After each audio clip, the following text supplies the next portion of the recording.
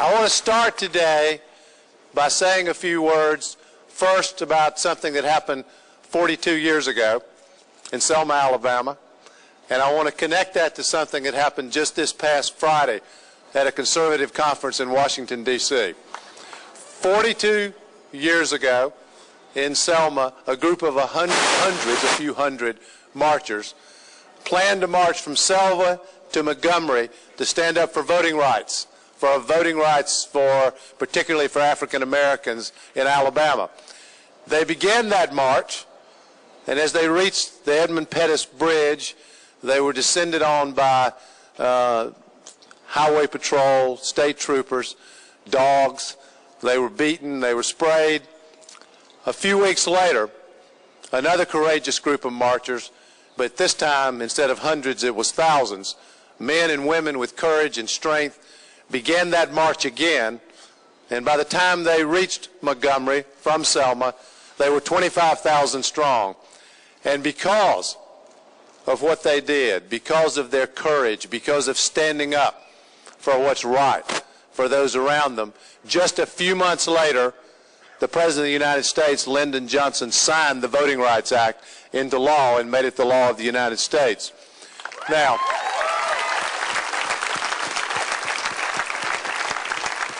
and some of you may have seen this, but just this past Friday at a conservative conference in Washington, D.C., a woman was speaking there, used words of hate, words that were wrong and inappropriate.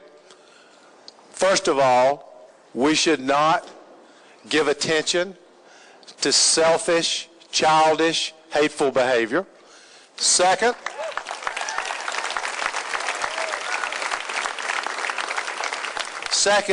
it is in these hateful, destructive words that the seeds of hate are planted. It is the place in which hatred can actually get a toehold. And I don't have to guess about this. I have seen it. I saw it in my own life when I was young. I saw hate when I grew up in the segregated South. I saw hateful words used to describe our fellow citizens in the South. And what I learned from growing up there is that we cannot stand silent. We cannot stand by and watch these words of hatred continue. Because when we do, our not speaking up, our not having the backbone and courage to speak out against something that's wrong, allows intolerance to grow. It can grow to the place that it actually becomes acceptable. We, all of us, when we hear words of hatred used, when hatred is trying to get a foothold in America, we have an obligation and responsibility to speak out, every single one of us. You can't stand by and hope somebody else is going to do this for you. You can't. It's not enough to just vote in the election and hope the next elected president's going to go out and solve your problems. This country doesn't just belong to the President of the United States. It belongs to you. You need to take ownership of it. You need to take responsibility for it. And your voice needs to be heard. Those several hundred people who tried to cross the Edmund Pettus Bridge 42 years ago in Selma, Alabama, that bridge was finally crossed a little while later by thousands who had the strength and courage to do what's right. Here's the truth.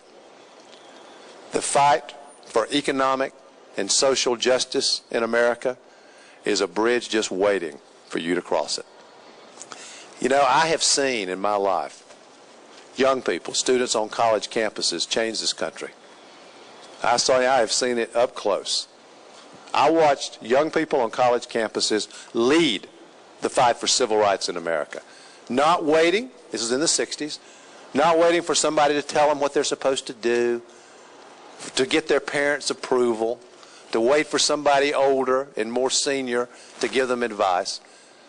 They spoke out with conscience and passion and strength. They changed this country.